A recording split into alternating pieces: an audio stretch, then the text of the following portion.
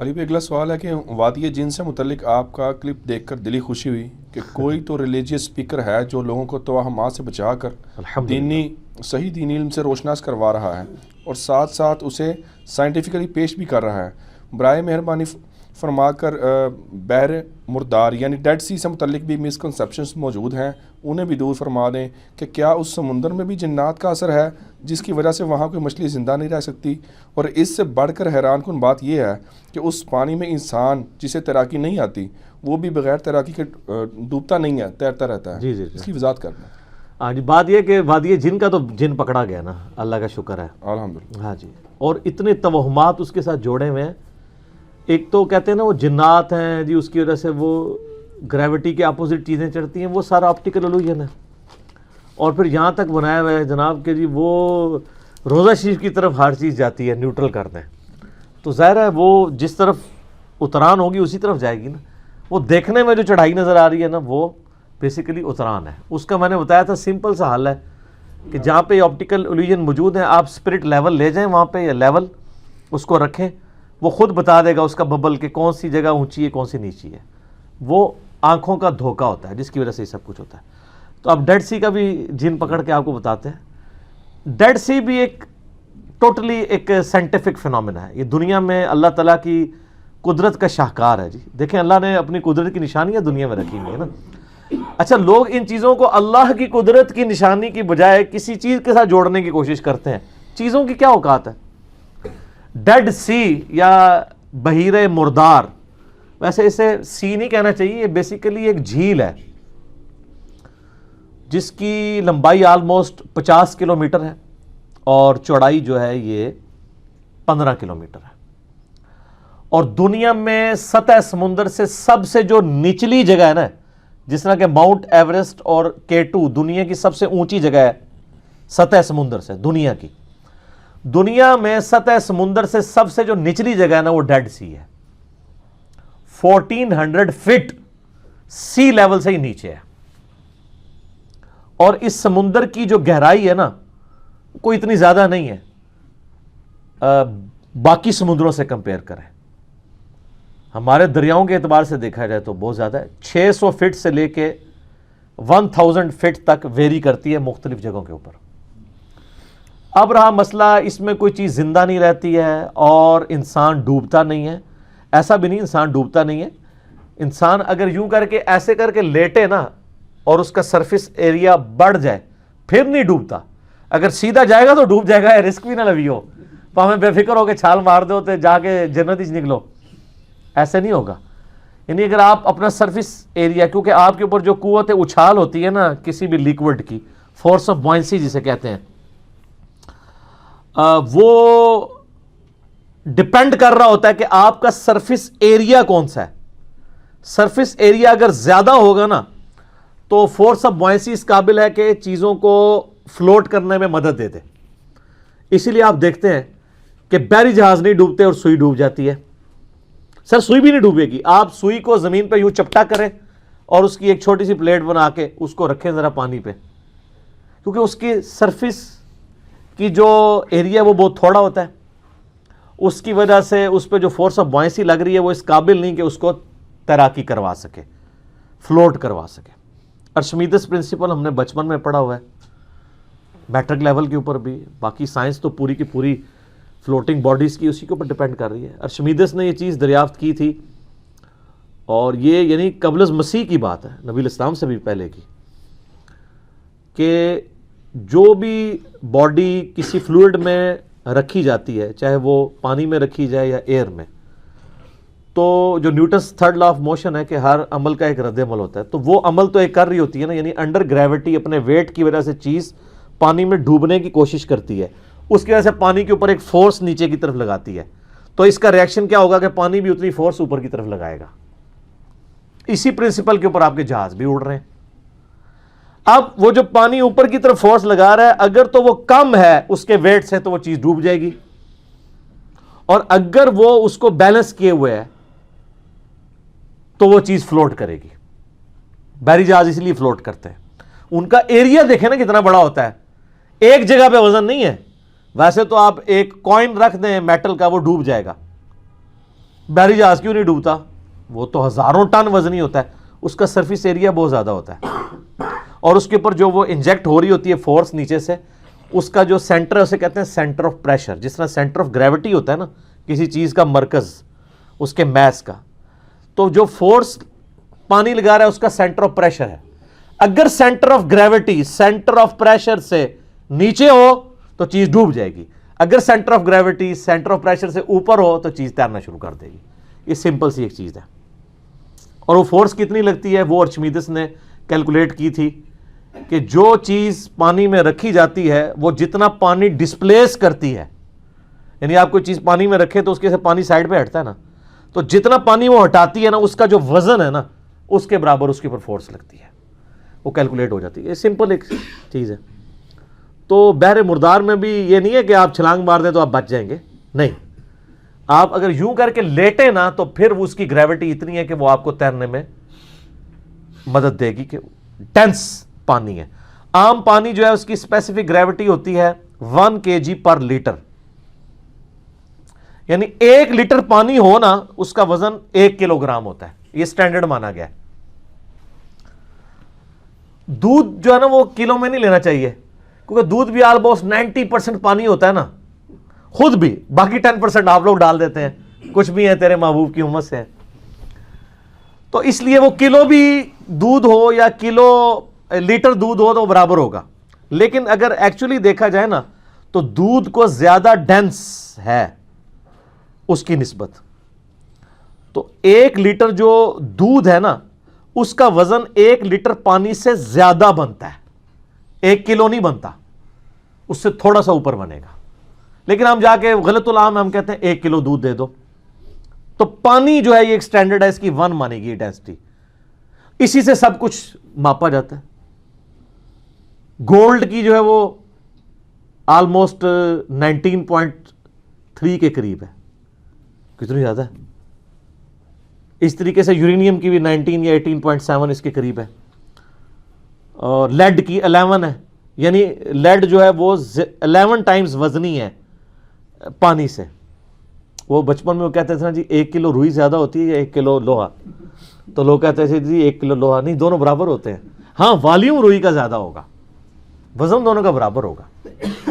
اس کو یوں سمجھیں کہ اگر ایک کوائن گولڈ کا لیا جائے اور ایک کوائن لیا جائے لوہے کا ایک سائز کا, تو گولڈ والے کا وزن لوہے والے سے ڈبل ہوگا, لیڈ کا 1.5 گنا ہوگا, کیونکہ وہ زیادہ ڈینسٹی ہے اس مٹیریل میں, اس وجہ سے. تو اب بحر مردار میں آ جائیں. بحر مردار کا جو پانی ہے نا جی, وہ پانی اس میں 10 ٹائمز زیادہ نمکیات ہیں ایز کمپیئر ٹو باقی پانیوں کے. اس وجہ سے اس پانی کی جو ڈینسٹی ہے وہ 1.24 ہے. عام پانی کی کتنی ہے 1, تو عام پانی سے 1.25 گنا زیادہ وہ ڈینس گاڑھا ہے. تو اس کی وجہ سے اگر آپ یوں کر کے لیٹتے ہیں تو وہ چونکہ تھوڑا گاڑھا ہے, ویسے تو آپ کو کوئی شہد کی بھی کوئی ایک نہر بنا دی جائے, اس میں بھی یوں کر کے لیٹ دیں تو آپ نیچے نہیں ڈوبیں گے, کیونکہ وہ تو اس سے بھی زیادہ ڈینس ہے. ٹھیک ہے.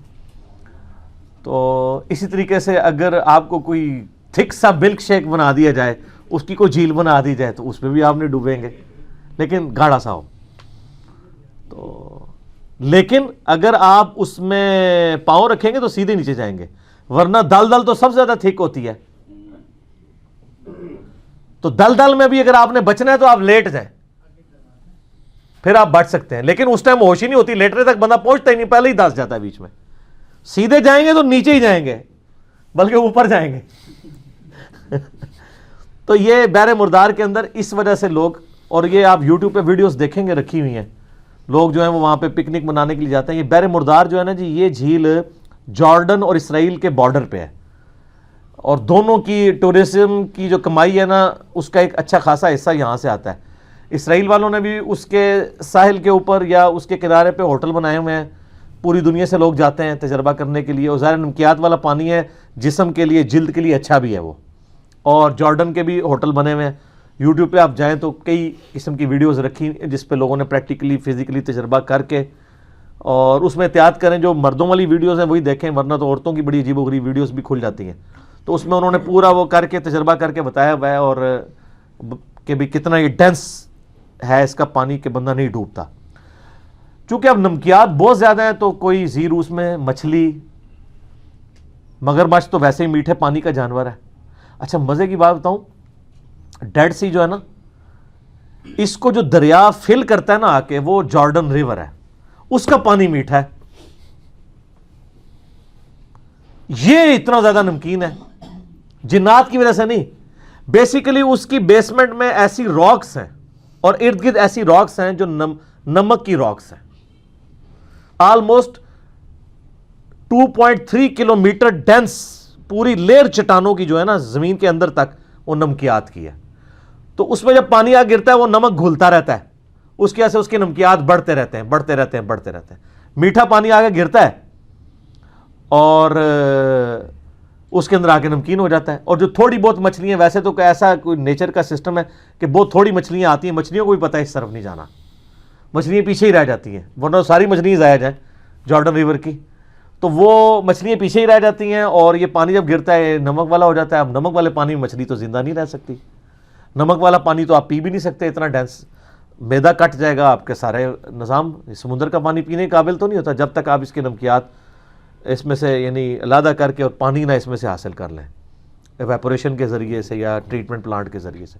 تو اس وجہ سے یہ نمکین ہے. وہاں پہ کوئی جنات کا اثر نہیں ہے، وہ نمکیات والی چٹانیں ہیں، وہ گھل کے اس میں شامل ہوتی رہتی ہیں، اس کی وجہ سے وہ نمک والا پانی اتنا ڈینس ہے. وہاں پہ کوئی مچھلی زندہ نہیں رہتی. اور پچھلے دنوں جرمنی کی کچھ ٹیمز وہاں گئی ہوئی تھیں اور انہوں نے جا کے نا نیچے چٹانوں سے جا کے نا بالکل گہرائی سے پانی کے نمونے لیے ہیں، تو اس میں ان کو لیونگ کریچرز ملی ہیں. سر یہ بھی پرانی باتیں ہوگی نا، ہیں اس میں زندہ مخلوق، بیکٹیریاز کچھ ایسے ہیں جو اس نمک والے پانی میں بھی زندہ رہتے ہیں. اللہ کی مخلوق ہے نا جی. اللہ تعالیٰ نے ایسی ایسی مخلوقات پیدا کی ہیں. دیکھیں کئی مخلوق ہے جو ہوا میں زندہ رہتی ہیں، پانی میں ڈال دیں تو مر جائے گی، ہم بھی انہی میں سے ہیں. اور کئی مخلوقات ہیں جو پانی سے نکالیں ہوا میں لے آئیں وہ مر جائیں گی، مچھلیاں. اور کئی ریپٹائلز ہیں جیسے مگرمچھ ہے، وہ پانی میں بھی زندہ رہتا ہے اور باہر بھی، لیکن اگر اس کو سمندر میں پھینک دیں تو مر جائے گا. مگرمچھ سمندر میں نہیں ہوتا، بے فکر ہو جائے، لیکن اسے بڑی بلائیں ہوتی ہیں وہاں پہ. مگرمچھ جو ہے وہ میٹھے پانی کا جانور ہے. ہاں کچھوے میٹھے میں بھی ہوتے ہیں، نمکین میں بھی ہوتے ہیں. بیکٹیریاز ایسے ہیں جو اس حالت میں بھی وہاں پہ سروائیو کر رہے ہیں. سانپ بھی ہوتا ہے میٹھے نمکین. شاید سانپ والا تو میرے علم میں نہیں ہے، ہو سکتا ہو. وہ اتنے زیادہ یعنی ڈینس ماحول کے اندر کوئی سانپ اگر سروائیو کرتا ہے تو وہ بڑا وہ کٹر قسم کا سانپ ہوئے گا پھر. ہاں جی. تو اس قسم کی یعنی وہاں پہ یہ وجہ. اچھا اب ویسے جارڈن نے نا 2018 سے ایک پروجیکٹ شروع کیا ہے، اس کی پہلی فیز 2021 میں کمپلیٹ ہونی ہے، جس میں وہ کر رہے ہیں کہ اس سمندری جھیل کے پانی کو نا نارمل پہ لے کے آ رہے ہیں. ویسے ان کو نقصان ہی ہونا ہے اس چیز کا، نارمل پہ لے آئیں گے تو وہاں ٹورسٹ نہیں جائیں گے. وہ یہ کر رہے ہیں کہ اس میں سے نمکیات حاصل کر کے بیچیں گے، باقی پانی اس میں جو ریور کا آ رہا ہے اس کو اس طریقے سے وہ آتا رہے. ویسے بھی اس کی لائف کم ہوتی جا رہی ہے. یعنی آج سے 20 سال پہلے جدھر تھی وہ جھیل، وہ اگر 60-70 کلومیٹر پہ پھیلی ہوئی تھی، اب آلموسٹ 50 کلومیٹر پہ رہ گئی ہے. وقت کے ساتھ ساتھ اس کا پانی کم بھی ہو رہا ہے، کیونکہ آپ کو پتہ ہے نا انوائرمنٹ کے اندر تبدیلیاں آتی رہتی ہیں. اس کی وجہ سے یعنی وہ آپ اگر نیچر کے ساتھ اس طرح کھلواڑ کرتے رہیں گے تو وہ ایکو سسٹم برباد ہو جاتا ہے. اس کی وجہ سے ہی ہو رہا ہے. بہرحال یہ اللہ تعالیٰ کی قدرت کا شاہکار ہے جی ڈیڈ سی، اور یہ فزیکل فنامنا آف نیچر سے جڑا ہوا ہے. میں بار بار کہتا ہوں قرآن صرف 2 علوم کو مانتا ہے، یا ریویلڈ نالج کو جو وحی کا علم ہے، یا ایکوائرڈ نالج کو، the knowledge obtained through observations and experiments.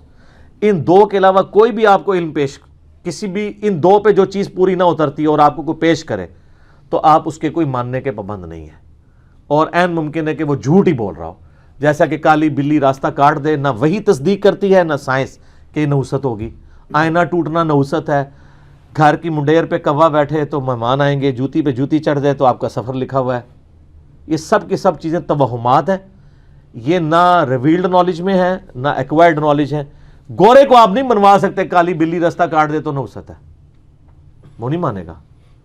تو اسی لیے ڈاکٹر اقبال کے جو 6 خطبات ہیں نا، religious thoughts, reconstruction of religious thoughts in Islam, اس میں انہوں نے ایک بات لکھی ہے کہ the inner core of present western civilization is Quranic. وہ کہتے ہیں اس وقت جو ویسٹرن سویلائزیشن کی انر کور ہے وہ قرآنک ہے, کیونکہ وہ لاجک پہ چلتے ہیں. اور قرآن کہتا ہے وَلَا تَقْفُ مَا لَيْسَ لَكَ بِهِ عِلْمٍ إِنَّ السَّمْعَ وَالْبَصَرَ وَالْفُؤَادَ كُلُّ أُولَٰئِكَ كَانَ عَنْهُ مسؤولا. اے انسان کسی چیز کی پیروی اس وقت تک مت کر جب تک تجھے ڈیفینیٹ علم اس کے بارے میں نہ حاصل ہو جائے. بے شک کان, آنکھیں اور عقل, دل یا دماغ, کوئی بھی چیز اس کے بارے میں تم سے پوچھا جائے گا کہ تم نے ان چیزوں کو یوز کر کے علم حاصل کر کے صحیح بات تک پہنچنے کی کوشش کیوں نہیں کی. پھر آپ یہی کہیں گے کہ جی وہ ایک گائے جو ہے اس کا سینگ جب تھکتا ہے دوسرے پہ اٹھاتی ہے تو زلزلہ آتا ہے, تو اس کی تو کوئی دلیل نہیں ہے. تو سائنس بتائے گی نا. اچھا یہ سائنس کو آپ سائنس کو کافروں کا علم نہیں ہے, یہ اس ورلڈ کا, فزیکل ورلڈ کا نالج ہے. جس ورلڈ کا کریٹر گاڈ ہے, اللہ تعالیٰ کا قول ہے قرآن, اور اللہ کا فعل ہے یہ ساری کائنات. اللہ کے قول اور فعل میں تضاد نہیں ہوتا. اسی لیے قرآن حکیم میں کئی سائنٹیفک فیکٹس ایسے ہیں جو اب آ کے ریویل ہوئے ہیں. پرانی سائنس جو اسٹیبلش نہیں تھی وہ ان کے خلاف تھی, اب وہ مان رہی ہے اس کو.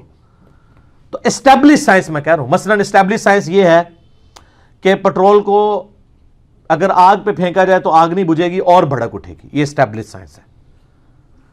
نیکڈ یورینیم کو ہاتھ لگائیں گے تو کینسر کاز ہو سکتا ہے, یہ اسٹیبلش سائنس ہے.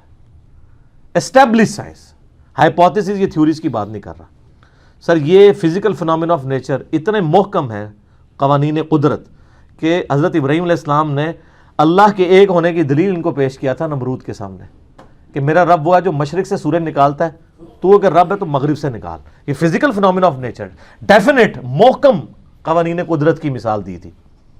تو کوئی بھی دنیا میں آپ کے پاس بات آئے تو دو نالج پہ اس کو چیک کرنا ہے, دو میں سے ایک بھی اس کی تصدیق کر دے تو وہ ڈیفینیٹ ہے, یا ریویلڈ نالج اس کی تصدیق کرے یا ایکوائرڈ. اور اگر خدا نہ خواستہ کوئی ایسی سچویشن آ جائے کہ ریویلڈ اور ایکوائرڈ نالج ٹکرا جائیں تو پھر آپ ایکوائرڈ نالج کو چھوڑیں گے, ریویلڈ نالج کو لیں گے, کیونکہ ایکوائرڈ نالج بہرحال انسانی کوشش ہے. بعض اوقات وہ چیزیں وقت کے ساتھ ساتھ انسان لرن کرتا ہے. تو کئی ایک چیزیں جو پرانے سائنٹسٹ کو نہیں معلوم تھیں نہ ہمارے بزرگوں کو معلوم تھی. ٹھیک ہے, ویسے اس سائنس کے علم نے ہمارے بزرگوں کے ساتھ بھی بہت برا کیا ہے, اور انہوں نے کیا کرنا تھا, زیادہ میرے وجہ سے برا ہو گیا کہ میں نے وہ چیزیں پبلک کے سامنے رکھ دیں کہ آپ لوگوں کا یہ دعویٰ ہے کہ ہمارے بزرگ جو ہیں یہ مسلح اٹھاتے ہیں تو نیچے ساتوں زمینیں دیکھتے ہیں, اور اوپر نگاہ اٹھاتے ہیں تو لوح محفوظ تک چلے جاتے ہیں. تو آپ کے بزرگ جو ہے وہ تیل کیوں نہیں زمین میں دریافت کر سکے؟ تیل تو 250 سال پہلے سر ایڈون نے دریافت کیا ہے پنسلوینیا امریکن سٹیٹ میں, 1853 میں پہلا کنواں نکلا. تو وہ کسی رحمت اللہ علیہ کسی بزرگ, ویسے یہ لگا ہے کہ اس کی مٹھی داڑھی تھی, سر ایڈون دی مٹھی داڑھی ہے پوری, اور رکھی ہے نا یوٹیوب پہ ہوتی ہیں تو دیکھ لو. تو یہ اس نے دریافت کیا, آپ لوگوں نے تو دریافت نہیں کیا. یہ پہلے جو جس تیل کا ذکر ملتا ہے نا ہمیں احادیث کی کتابوں میں, وہ تو زیتون کا تیل, سرسوں کا تیل, کھانے والا تیل, وہی دیوں میں بھی استعمال ہوتا تھا, اور وہی جو ہے وہ کھانے کے لیے بھی استعمال ہوتا تھا. اب رہا کہ نبی علیہ السلام کو اللہ تعالیٰ نے کیوں نہیں سکھایا, اس لیے کہ نبی علیہ السلام ہمارے دنیا کے امام, دنیا کے سائنٹیفک فیلڈ کے اعتبار سے امام نہیں, ہدایت کے امام بنا کے بھیجے گئے ہیں. اور مسلم شریف میں 4 حدیثیں ہیں, انتم اعلم بامر دنیاکم, دنیا کے کاموں کو اپنے تجربے سے تم مجھ سے بہتر سمجھتے ہو. اور اس میں الفاظ ہیں کہ جو چیز میں اللہ کے ریفرنس سے تمہیں بتاؤں اس کو اسی طریقے سے رہو, جو میں اپنے ایکسپیرینس سے تمہیں کوئی بات بتاؤں تو وہ تم خود دیکھ لیا کرو, کیونکہ اپنے کاموں کو بہتر سمجھتے ہو. کیوں؟ وہ اس حدیث میں تھا کہ بیسیکلی نبی علیہ السلام نے وہ گرافٹنگ کرتے ہوئے دیکھا تھا, پیوندکاری کھجور کی ہو رہی تھی. آپ نے کہا اگر یہ نہ کرو تو کیا ہے, تو فصل کم ہوگی. تو انہوں نے کہا یا رسول اللہ, آپ نے فرمایا میں نے منع نہیں کیا تھا, میں نے صرف پوچھا تھا کہ اگر نہ کرو تو کیا ہے, تو فصل کم ہو گئی. تو آپ نے فرمایا تم دنیا کے کاموں کو بہتر جانتے ہو, کیونکہ نبی علیہ السلام کا سارا ایکسپیرینس جو ہے وہ بھیڑ بکریاں پالنے کا تھا, یہ نہیں تھا. اور یہ دیکھیں یہ نبی علیہ السلام کی کتنی حق گوئی ہے, اور اس پہ صحیح مسلم میں آپ کو باب ملے گا کہ کن کاموں میں نبی علیہ السلام کی اطاعت واجب ہے, کس میں نہیں ہے. وہ نبی علیہ السلام خود کلیئر کر گئے. تو خام خواہ ان چیزوں میں, لیکن آپ کا تو بزرگوں کے بارے میں دعویٰ ہے کہ وہ اتنی دور دور دیکھتے ہیں, ٹھیک ہے, اور سب کچھ جناب ان سے چھپا ہوا نہیں ہے, اور کہتے ہیں نہیں مسلح اٹھاتے ہیں سونے دی کانا ہی کانا. ایک کانا ہی کانا نہیں تو لوگوں نے چندے کیوں مانگ دے ہو, پھر پاکستان کا قرضہ ہی اتار دو یار, ایک بزرگ کا مسلح چوک کے. کچھ بھی نہیں ہو سکتا سر, دنیا بقدر ایفرٹ ہے, ایفرٹ پٹ کرنی پڑے گی. اور میں آپ کو بتاؤں, میں تو گورنمنٹ سے کہتا ہوں کہ ایک بار یہ ایفرٹ پرفارم کر دی جائے کہ یہ جو کہتے ہیں نا بزرگ اڑ لیتے ہیں, بزرگ یہ کر لیتے ہیں, ان ساروں کو منار پاکستان پہ چڑھائیں اور سارے میڈیا کو سامنے بلائیں کہ یہ دیکھو کیڑا کیڑا اڑتا جے, اڑ کے کتنے پہنچے گا, لینڈ کتنے کرے گا, ظاہر آخرت ہی جا کے لینڈ کرے گا. اور یہ جو ان کے اتنے دعوے دار بنے, میں ان کو بھی کہتا ہوں, آپ لوگوں کو اپنے بزرگوں پہ اتنا اعتماد ہے نا, تو ہم آپ کو اپنے بزرگوں سمیت بوئنگ 747 پہ بٹھاتے ہیں اور پائلٹ کو کہتے ہیں تو بھائی بسم اللہ پڑھ کے نا پیراشوٹ کھولتے نکل. بزرگ جو ہے نا کاکپٹ جا کے نا وہ جہاز اڑا کے دسن, جو نگاہ مار کے اڑانے نے, اور سیٹ پہ بیٹھ کے بھی نہیں اڑا سکتے. تو ان کے اپنے مرید بھی بیٹھنے سے انکار کر دیں گے, ان کو ہی پتا ہے کہ کہیں اور ہی لینڈ کرے گا جا کے. آپ لوگوں کو دوسری طرف لگایا ہوا ہے. ٹھیک ہو گیا. اچھا علی بھائی, اس میں جو آپ نے ابھی کلیریفیکیشن دی ہے اس حوالے سے, بحر مردار کے حوالے سے, اس میں ایک کنسپشن یہ بھی پائی جاتی ہے کہ حضرت لوط علیہ السلام کی قوم کو جو ہے عذاب ہوا تھا اس وجہ سے, چونکہ زمین کو پلٹ کے ادھر دے مارا گیا, اس وجہ سے یہ بھی ایک لوگوں کے اندر بائبل میں اس طرح کی چیزیں ملتی ہیں. وہ سڈوم بستی تھی نا جو, جی, اس کے بارے میں ذکر ملتا ہے. پر پھر اس وقت جو ہمارے پاس موجود ہے وہ فزیکل فنومنا ہے نا سر, فزیکل فنومنا ہے. بحر مردار آپ یہاں بھی بنا سکتے ہیں, میں نے کہا نا گریوٹی ہل آپ گھر بھی بنا سکتے ہیں, اور نیچے ویڈیوز بھی میں نے لنک کی ہیں, لوگوں نے بنائی ہوئی ہیں گھر. بندہ پریشان ہو جاتا ہے, ایسی ایسی زبردست ویڈیو, جیسے کیمرہ پیچھے کرتے ہیں تو وہ نظر کا دھوکہ نظر آ جاتا ہے. تو بحر مردار آپ گھر بھی بنا سکتے ہیں. میں تو پہلے بتایا, آپ اگر کوئی ڈینس مٹیریل لے کے گھر جھیل